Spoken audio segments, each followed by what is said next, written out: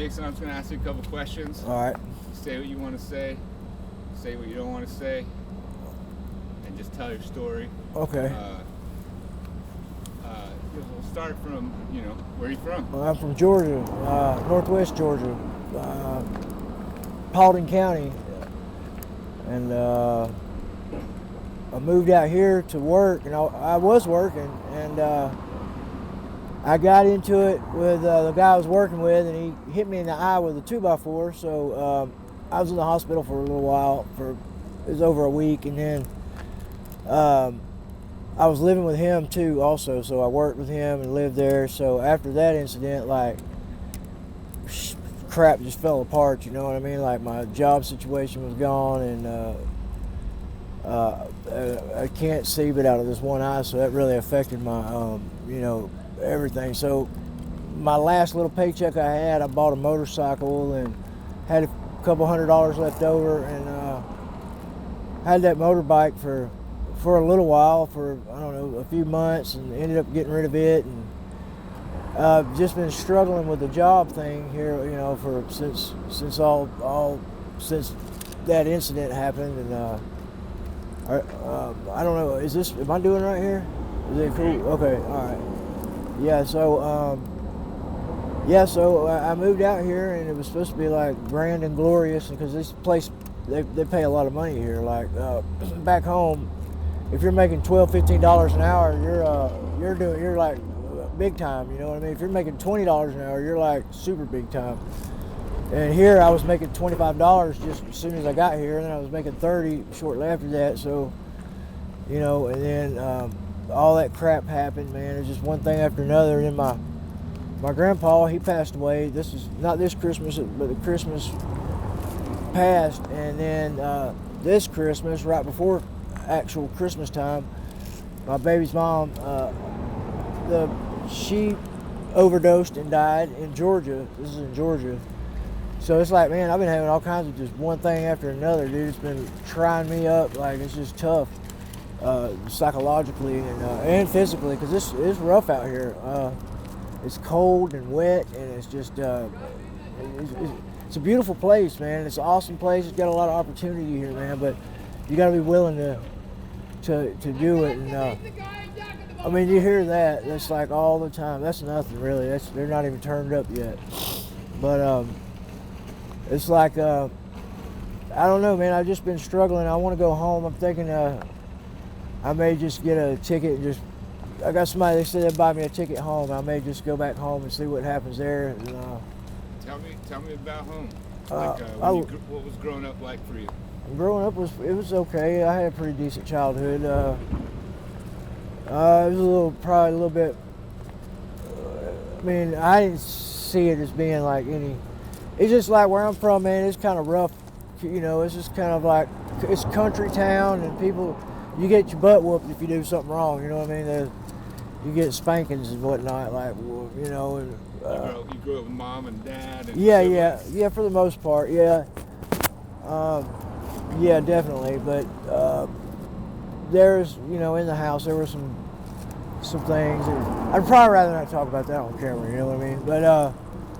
But growing up, man, living in Georgia, man, Georgia's beautiful. It's awesome. And Appalachian Trail is not far from where I grew up. It's a couple hours drive, maybe. And I love it there, man. It's a real pretty place, and the people are they're genuine. They're real good people. There's good people here too, but they have to deal with all this mess, and it's just kind of hard to filter out who to. I don't know. How am I doing here, man? I don't know. Okay. You're doing great. So you were in Georgia, and you went from Georgia to Seattle? To Seattle, yeah. I came once, and the same guy I was working with, we got into it. Like, we've gotten to all, fights before, but we've never, like, hit each other with weapons. And or tried to, like, really hurt one another. Like, and then when he did that hit me in the eye, like, man, that's a whole different ballgame, because I can't see out of this eye. Yeah. And, man, my mom was pissed. She was mad. And she wanted something to happen to him. You know what I mean? Like something bad, But I forgave him, man. It's bullshit. And the thing is over a girl. Like this girl that he's with was, can I tell you these little dramatic, little silly? Whatever you want. She was lying to him, and like I've known this dude since we were kids, and like we've never had issues, especially over women. So never. It's a childhood friend. Yeah. You guys both came out to Seattle. Yeah, he came out here. He's been out here for a few years, and he got his general contractor's license, and so he was working, and he invited you to come out. Yeah. And I came out here, and he's my closest friend, one of my closest friends, but he's hard to deal with. He's kind of got this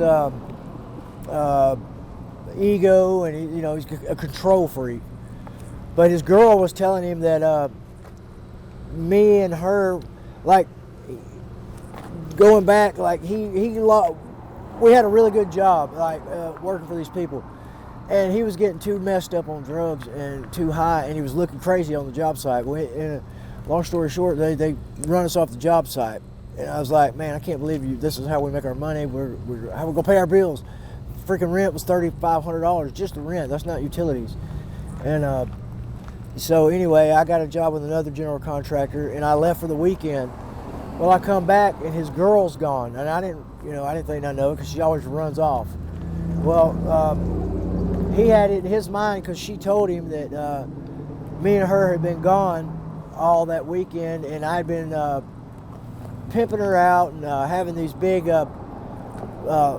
giant orgies with her and stuff like that. And that's not me. I don't do that shit. One thing, and he knows that. Like I'm not even going to participate in some shit like that. And so he for some reason he believed it, and he hit me in the eye with that 2x4, and my other friend was there and drove me to the hospital, and I was really upset. My feelings were hurt. I was like, what the fuck?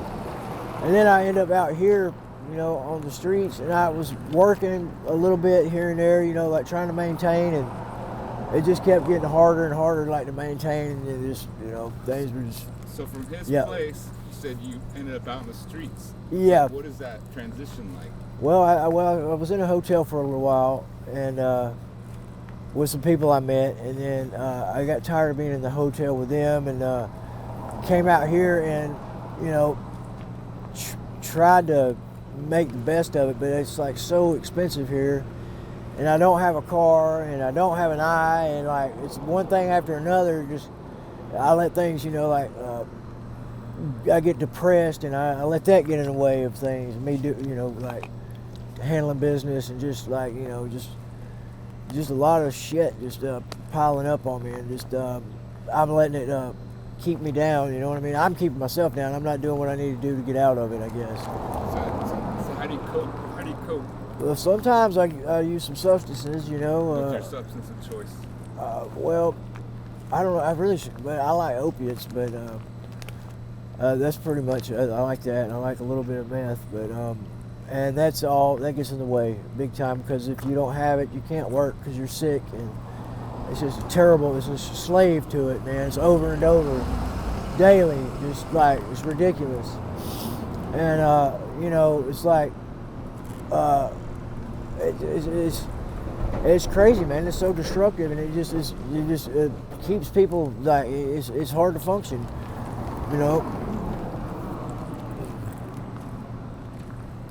But yeah. So I don't know. You have been married, have kids? Yeah. That's another thing. I've been married, but I have a child with the girl who she passed away right before Christmas. Her name was Whitney. Love you, Whitney. We have a daughter named Kelsey, and she's something else. Like me and her. I wish I could be a better dad. I wish I'd have done better. Like, it wasn't supposed to turn out like this. Like, when I was doing good back in Georgia, I was doing good and like doing right. I was able to buy a house for us cash, which money was given to me and her to buy this home, cash money. It was a nice home. It was 3 bedrooms, and there's a fireplace downstairs and a fireplace in the master bedroom upstairs. And I bought it across the street from my mom. And my sister lived in the same neighborhood, and she just had a kid. He's a year older than my daughter. So we was all going to live in the same neighborhood. So I found a house like where we could all be together. And she was like 21 or 22, and I was 31 or 32. And I done been through this whole. I got back on pain pills. Well, like I was doing good, and I got on pain pills, and the girl I was with got on pain pills, and I was ready to stop because the baby was fixing to be born, and the baby was born, and she was I was telling her it's time to stop. Like the pregnancy was fine. She wasn't using during that, but it was like 6 months into my daughter. Anyway, she didn't want to stop. She was still wanting to party something. She was still young, and I was wanting to stop. And I had gotten this methadone to quit. I was wanting to stop. I was wanting to be a dad. When my little girl was born, it was like I knew what I was here for, and that was to be a good father, and to give her the things I didn't have as a growing up, and just show her love, really, and be honest with her, and I know I'm kind of like flip-flopping around. Right now I'm having a hard time. I'm studying these people over here. I'm wondering what they're thinking. I got a little... Okay, so but how old's your daughter now? She's 11. Where's she? In Georgia? She's in Georgia, yeah. Living with who? Her grandma, Whitney's grandma. See, Whitney's mom died of an overdose. Whitney's my daughter's mother, and she died of an overdose, and then Whitney dies of an overdose. And like 2 or 3 weeks before Whitney died, Whitney's boyfriend, the guy that she was with, he died in the same room, and then she dies in the same room. It's just a bunch of shit, man. It's just like, golly, what the heck is going on? And it's like it wasn't supposed to be like this. It was not supposed to be like this. And then she started with her mother was a heroin addict, so I'm not gonna blame anything on her mom, but her mom, whenever I left, her mom moved in with Whitney. And Whitney was beautiful, like super, super pretty. And her mother knew all the big drug dealers in Atlanta. She was kind of like a prostitute down there. And so she knew all the big dope boys. And she could take Whitney, and Whitney being so pretty, that would get beneficial to her, getting drugs. And so Whitney got to using, and I wasn't able to see my little girl. And it was tearing me up during those days, man. There was a bunch of, I got some really crazy stories I could tell you, like all day. Like some. I mean, they're good ones too, man. They're like not. These are real. Go for it. Well, it would take time. It would take a couple hours, but I could give you some like really good stories, and they're all real. It's all real stuff. Give me one. All right. Well, for instance, Whitney. That's my daughter's mother. I hate saying baby's mama. It just sounds like. But I want to smoke a cigarette real quick. Is that all right while I do this? So Whitney was seeing this big drug guy down in Atlanta, which we kind of ended up being friends, me and him, because I really wanted to get rid of him, but I figured if I got rid of him, she would go to somebody else, and like at least he was safe. But I really shouldn't say that. I wasn't going to get rid of him, but I should. You don't have to edit that out. But so we had a pit bull dog. Her name was Maggie Jo, and this dog was the best, awesomest dog I've ever seen in my life. She was like a person, and like she could sympathize with you. Like if you were going through something, she would be going through it with you. Like you can, like Maggie Jo, it's all right, girl, and. She was the biggest, beautifulest pit bull you've ever seen. She had a giant head, and she wasn't mean at all. And she was so smart. I could be like, Maggie, get inside and go get some water if we were outside playing around or something. Or I could tell her anything. I'd be like, she would know what I was talking about. But so we had that pit bull. Anyway, Whitney was wanting to go downtown, and I had gotten her the medicine she wanted, so she didn't have to go down to Atlanta. She just wanted to go. So I took her car, and she was living at the house that we had gotten across the street from my mom. I wasn't living there though, and I drove the car from the house where we were supposed to live down to my sister's, and I drove it into the garage and locked my dog in there and the drugs in there, and locked the whole house down because I figured the cops were going to be coming because they'd call the cops. And I just went to the doctor, so I also had a bunch of oxycodone 30s and a bunch of Xanaxes. So I just started like chugging my pill bottles, and my sister was locked up at the time. She was in jail, and so the SWAT team came out to the house. There's a bunch of big ass dudes outside my house trying to get in and stuff, and they're like beating on the door. Well, my sister was renting, so instead of them kicking the door in, they pulled my sister out of jail at like 1 o'clock, 12 o'clock, 1 o'clock in the morning, and brought her to her house where I was staying at so she could open the door and try to get me out of there before something bad happened. You know what I mean? Like God was looking out, like, because those guys will kill you, you know, and stomp you to death or whatever. By that time, I done went and hid in the closet and had a bunch of clothes over me and thought I was hiding. Anyway, so this story seemed kind of lame because I'm not like telling it like in a, but anyway, so Sarah gets the door. Sarah's my sister, and she gets the door open. They come rushing in, and they're trying to get the bedroom door open, and like the door had been chiseled open where like you could just stick a knife in there and unlock it. Like you can almost stick your fingers in there because it had been gouged out. But the SWAT team, they couldn't get it open for nothing. I mean, they're like beating on it and trying to open it, and they're getting madder and madder. This is what my sister's telling me. And then finally they got it open. They're looking around the room, and like they opened the closet, and I'm up under this big pile of clothes. You couldn't see me, but they're like, yeah, and like move all the clothes and snatch me up. I mean, like they just threw me almost to the ceiling, man, because they were some big old dudes. They're like, what the hell are you doing in here? I'm sleeping, man. I'm taking a nap, dude. What are you talking about? I'm just sleeping. Ain't doing nothing wrong.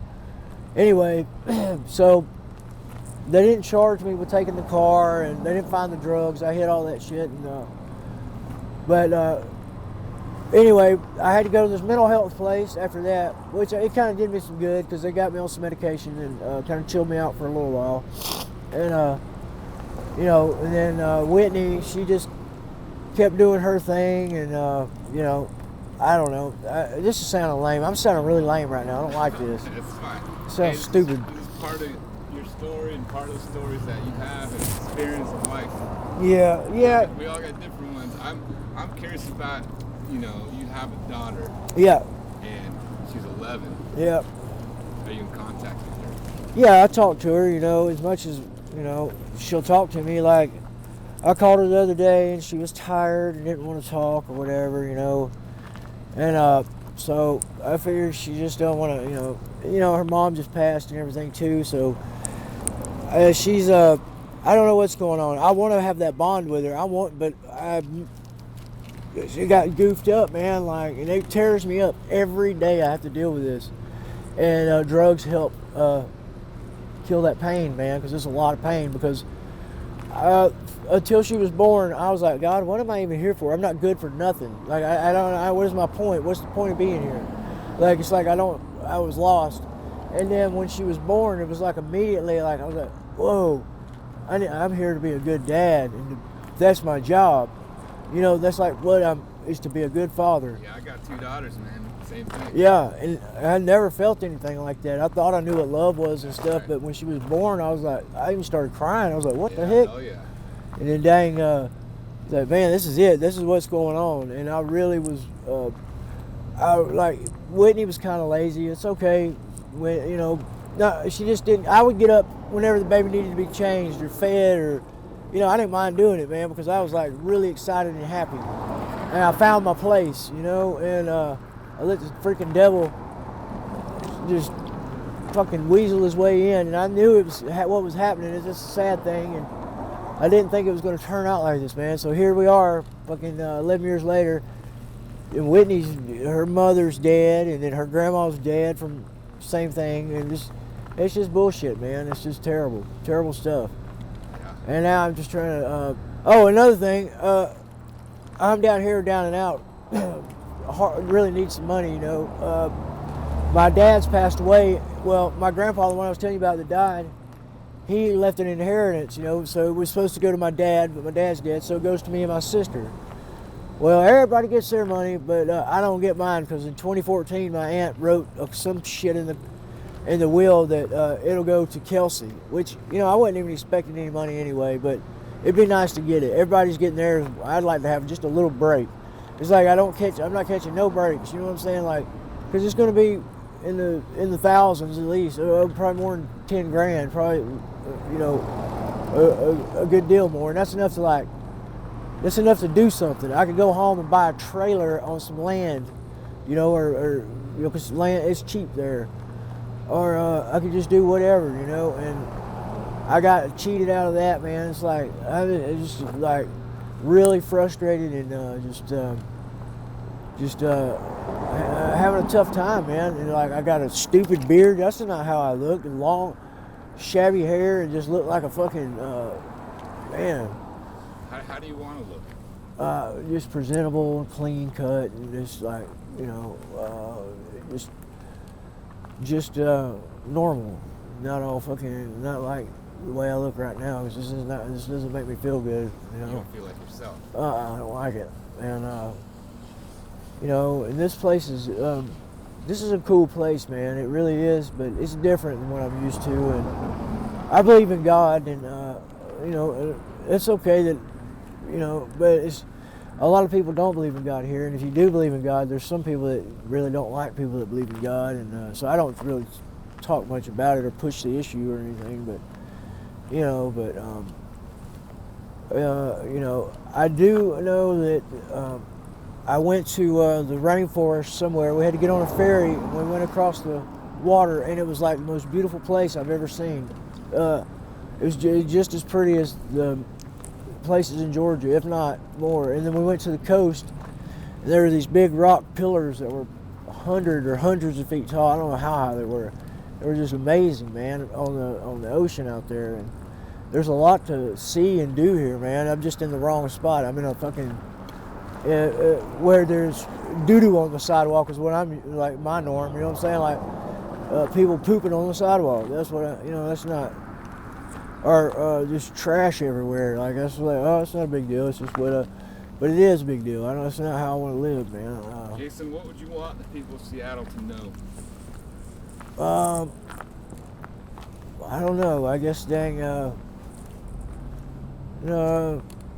people, you know, I don't know. I guess for me, I can't speak for everyone, but that not everybody's bad, and there is a story behind everybody being here. There are some cases. I don't know everybody's story, but there are some pretty sad stories where people were something at one time. You know, they still are something, but they had shit going on, like what people, you know, how they measure you. You know what I'm saying? Your measurement is by what you got and your accolades and whatnot.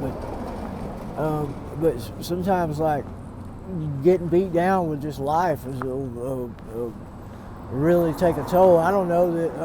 I guess I appreciate everything that everybody's done here for me, because people have been really good to me here, man. Like, even, you know, outside the homeless, you know, I'm talking about the outside. They've been like, I've met a lot of really nice, good people, man, and like, yeah, that's, you know, I appreciate that.